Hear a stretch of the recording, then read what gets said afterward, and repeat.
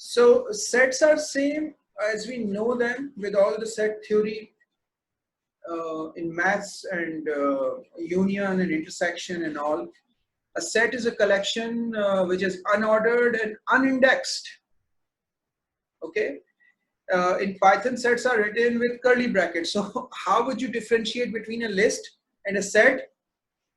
Just by have a look at the brackets. So if it is that bracket, box bracket, then it is a list, and if it is a curly bracket, then it is a set. So let's see. Now, you see, earlier it was what? Box brackets. Now it is what? A curly bracket. So if it is a curly bracket, that means that it is a set. It is no more list. This is a set. Now we can do whatever the operations we can perform over the set. So let's print it first. Let's see what is happening. See, instead of those box brackets, now we have got these curly brackets. So this is a set now. Now, accessing items in the set. So you cannot access item in the set by referring to an index. This is unordered, unindexed collection. Since sets are unordered, the items has no index, so we cannot use whatever, but we can use for loop. We can loop through the set items using for loop the way we have done it in list. For X in this set. And print X. That is very simple. We can loop through the list. I mean the set, sorry. We can loop through the set. So this is now output of the set. So whatever the method that you learned for list, most of them or all of them are not applied over here. This is a different type of data collection. And if we like to print, if we like to check through it, so we be like print. If it is like we want to look for an item in the set, so we can do that easily with true and false thing.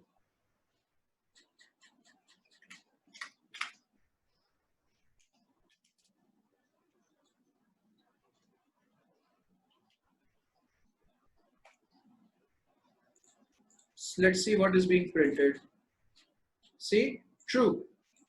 So if you like your answer to be in Boolean, or you want to use it as a Boolean thing, then you can use directly banana in this set. So earlier I used it with if, now with print. If it is with if, you can do that as well.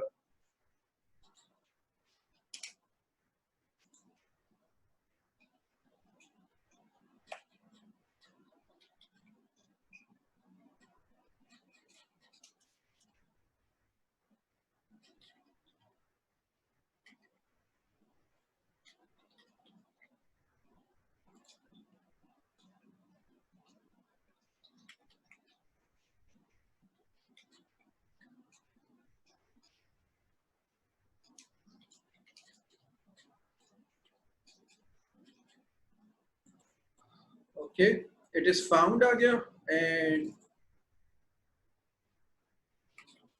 if we put a different thing, then it would say no, it is not there. So you can still use in thing with set as we used to in list.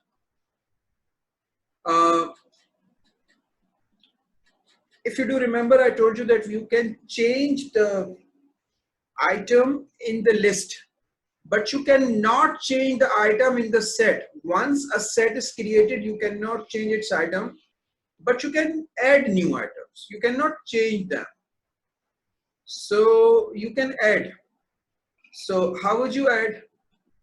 That is very simple.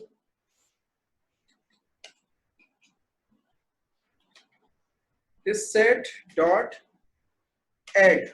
What do you want to add? Let's say I want to add orange.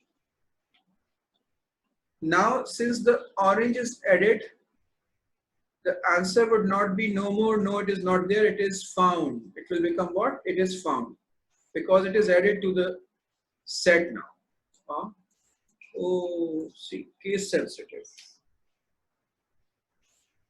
All right, so it is found. Okay, so we have created one set.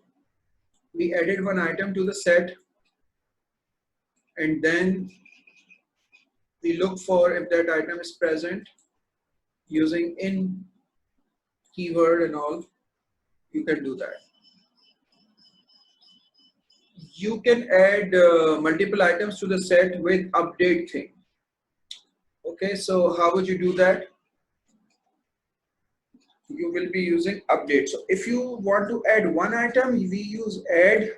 If you want to add more than one items, then we use update dot update. But in update, you would have to put all the items with box brackets, not curly brackets. Unfortunately, this is some different.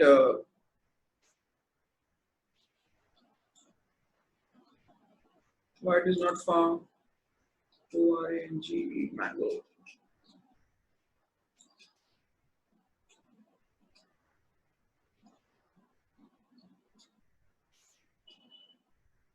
Let's print and see what is being printed. Print this set. Or I have made a mistake. The set is being printed. Orange is there. O-R-A-N-G-E, O-R-A-N-G-E, O-R-A-N-G-E. Why it is not being found then? If orange is this set. It is found. It is found. Okay. It is found. All right. So if you want to add one item, you can add one item with add method. If you like to add more than one item, then you use what? Update method in set.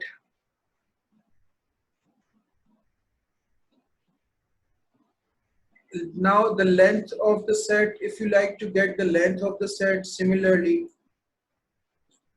as we have done in list, we use the length function.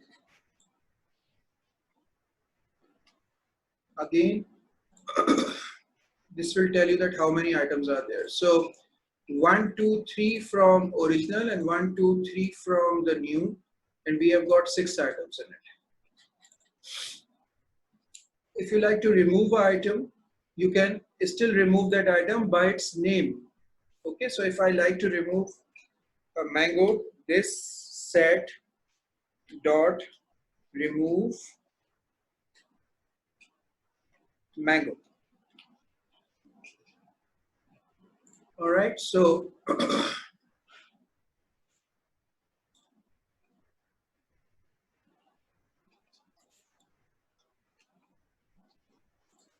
you can see now mango is no more there. It used to be there.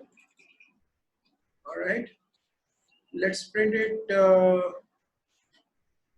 before removing as well.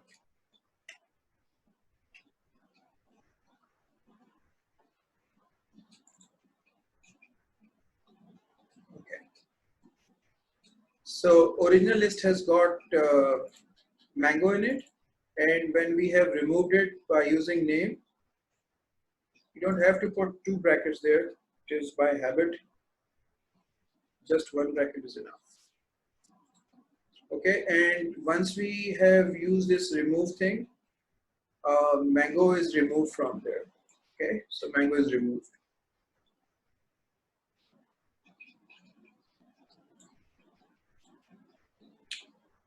Now, another thing that you have to observe is when you create a set, it is in order. When you create a list, it is not in an order. Now, if you would have observed it, this is apple,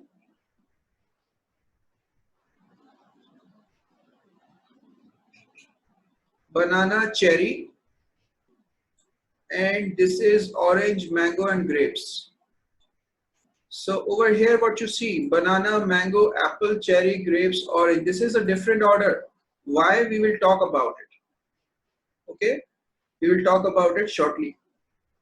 So it has to be apple, banana, cherry, orange, mango, grapes.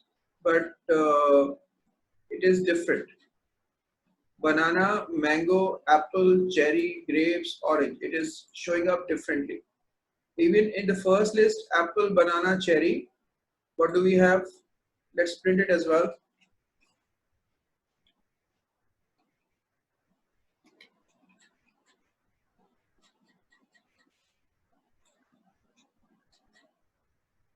See, apple, banana, cherry, and what I'm looking at, cherry, apple, banana. So this is a different thing. And when we updated it, it is still different. When we removed it, it is different. So these items are not appearing as they are added to the set. Remove, we can remove by using another method, which is discard. So instead of remove, I can use discard.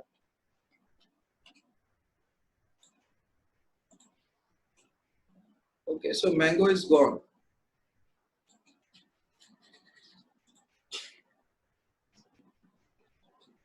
Discard, and what else is remaining?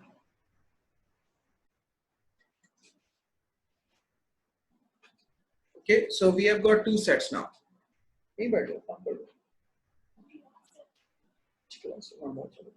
Now we have got two sets. Okay, we want to join them. If we like to join them, we cannot put like a plus sign.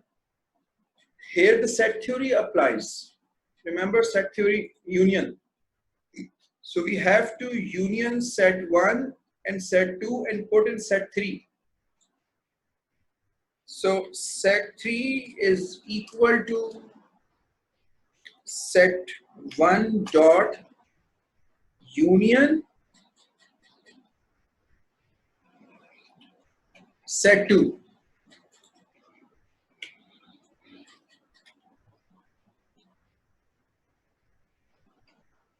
Okay, so this is the union. All right, so this is the union and this is set 3.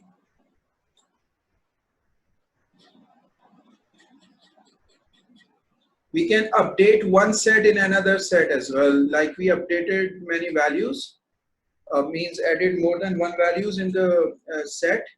Here we can update the whole new set into one set. So set 1 dot update set 2, we can do that. So that's about it.